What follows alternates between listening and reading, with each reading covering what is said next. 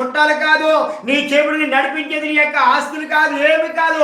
ఒకప్పుడు మన పరిస్థితి ఎంటీ. హల్లెలూయా.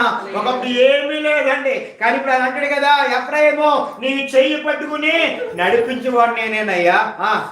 వారిని కౌగలించుకున్న వాడిని కూడా నేనే వారిని స్వస్థపరిచిన వాడని నేనే.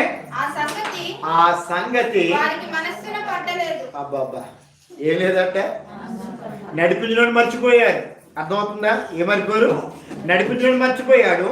హత్తుకున్నారండి. నిజంగా మన శ్రమలో ఉన్నప్పుడు, మన శ్రమ నుండి ఎవరు మనం ఆదరించరండి, మన కష్టం నుండి ఎవరు ఆదరించండి, బాధ నుండి ఎవరు పట్టించుకోరు. కానీ ప్రభు అన్నాడు, నీకు చెయ్యి పట్టుకుని నడిపించిన వాడు నేనే. ఆమె అంత మాత్రమే కాదు, నీకు నడక నేర్పని నేను, ఎలా నడవాలో, ఎలా బ్రతకాలో, ఎలా జీవించాలో, నిన్ను గొప్ప చేయాలో అని నేను నడక నేర్పిస్తే, నేను నిన్ను గొప్ప చేస్తే అంతమే కాదు, ఒకప్పుడు మంచం మీద పడి ఉంటే నిన్ను స్వస్థపరిచిన వాడు కూడా నేనే. ఇప్పుడు నువ్వు తినట గర్వించి